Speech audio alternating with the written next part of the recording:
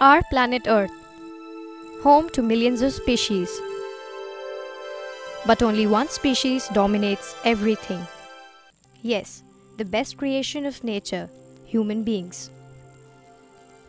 But we are living in an era where the biggest threat to human beings, other species, and the Earth is ourselves. Indeed, excess of anything is bad.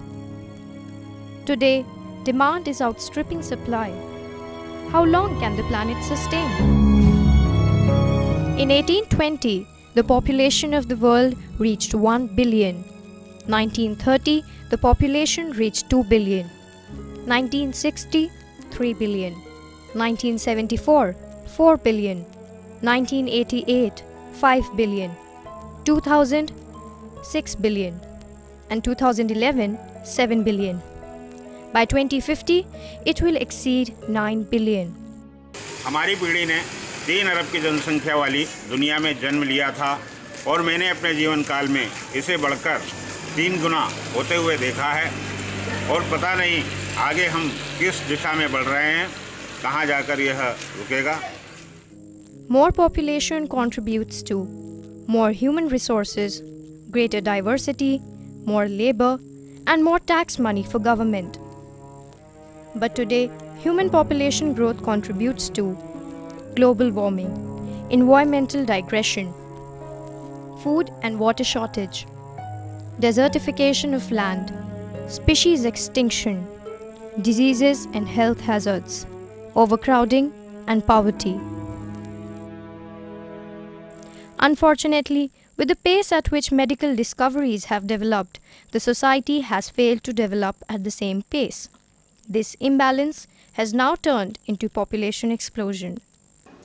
हमेशा से ही मनुष्य की प्रवृत्ति रही है अपने परिवार में बच्चों की संख्या ज़्यादा से ज़्यादा रखने की, जिसका मुख्य कारण परिवार को आगे बढ़ाना है, वंश वृद्धि की उनकी अपनी सोच है। परंतु जितने ज़्यादा खाने वाले उतना ही मुश्किल उन्हें खिलाना हो जाता है। और ख़ासकर भारत जैसे देश में जहाँ जनसंख्या दिन दूनी रात चौगुनी गति से आगे बढ़ रही है, वहाँ हर किसी के स्वास्थ्य, शिक्षा आदि आवश्यकताओं की पूर्ति करना बहुत ही कठिन हो जाता है। Every year in India, shanty towns mushroom in the cities. Cities spread out into farmlands, and the country increases by the population of Australia.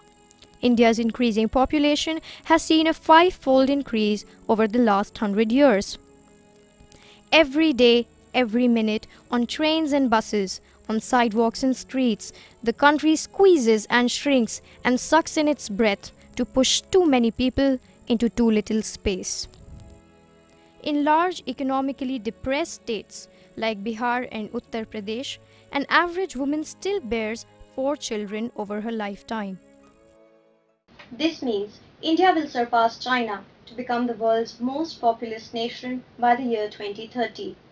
Individual populations of many of India's states equal the total population of many countries. For example, Uttar Pradesh, with a population of 18.3 crores, nearly touches that of Brazil at 18.7 crore. Maharashtra's 10.4 crore is equal to that of Mexico's 10.4 crore, and Bihar's 9 crore is more than Germany's 8.3 crore. Another important factor to understand our population structure is sex ratio.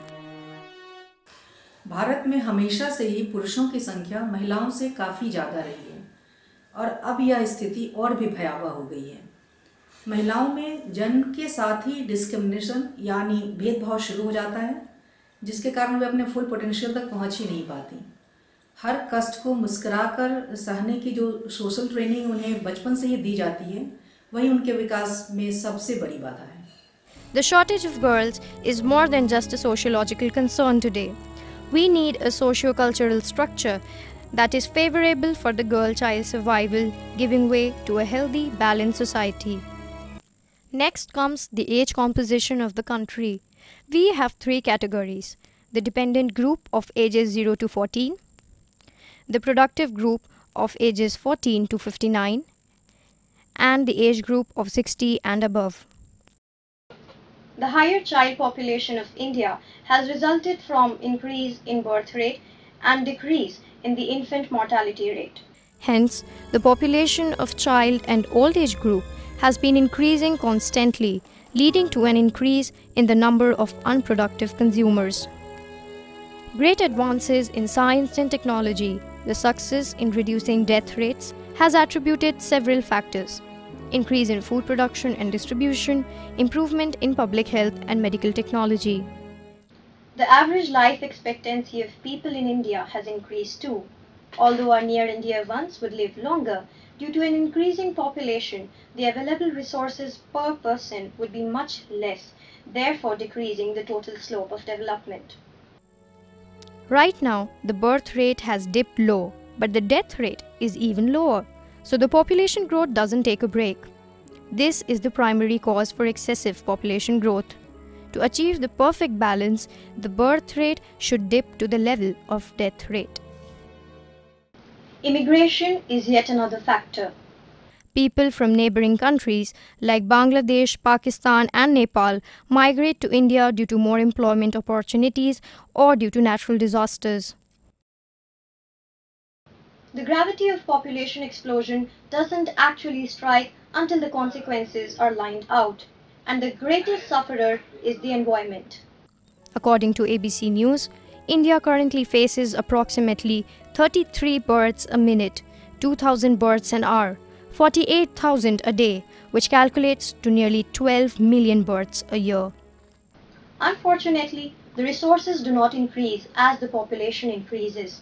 Instead, the resources go on decreasing, making life for human beings more competitive, even for the most basic necessities of life like food, clothing, and shelter. More trees need to be cut down for more agricultural lands to feed the extra mouths. Fewer trees mean fewer habitats for other species. So one part of earth is being cleared for farming and the other is covered with our plastic garbage. Unhygienic living conditions for many based upon water resource depletion, discharge of raw sewage and solid waste disposal. Depleting fossil fuels, extinction of many species of flora and fauna, deforestation, loss of ecosystems, and even lack of potable water are all part of the inevitable consequences of population explosion.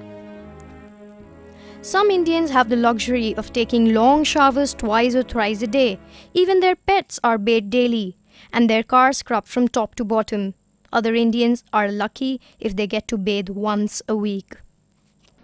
If in the future India were to become a more balanced nation and decided to share its water resources in a fairer way, it is unlikely that every citizen will receive a reasonable amount of water resources every day. The same holds true for all other precious resources like land, energy, and scarce mineral resources. When we begin looking at the population and the environment, it is easy to see how they are remarkably linked. And we also begin to see links to other things like poverty, health, education, and more.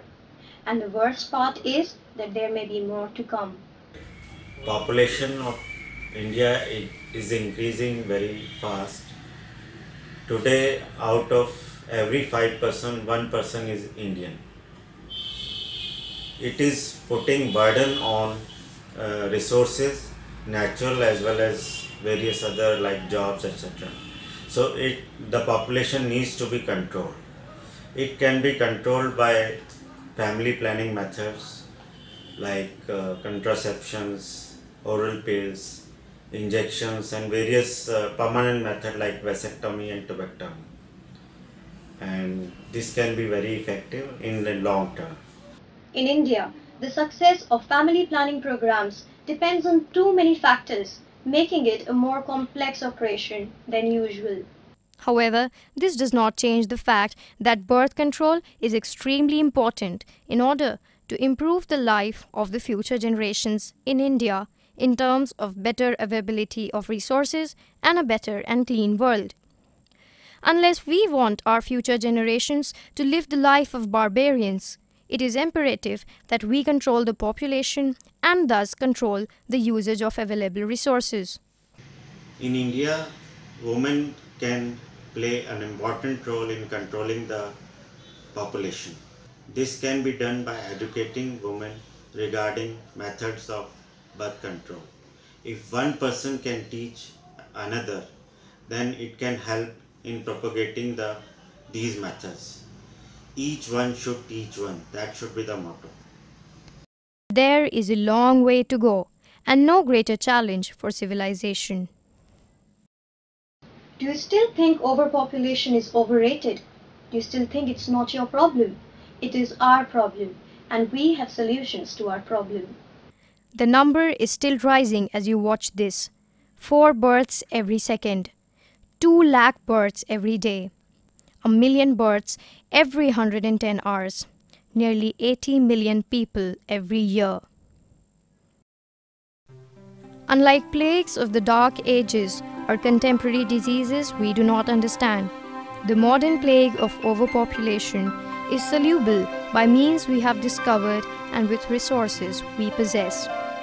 What is lacking is not sufficient knowledge of the solution, but universal consciousness of the gravity of the problem and education of the billions who are its victims.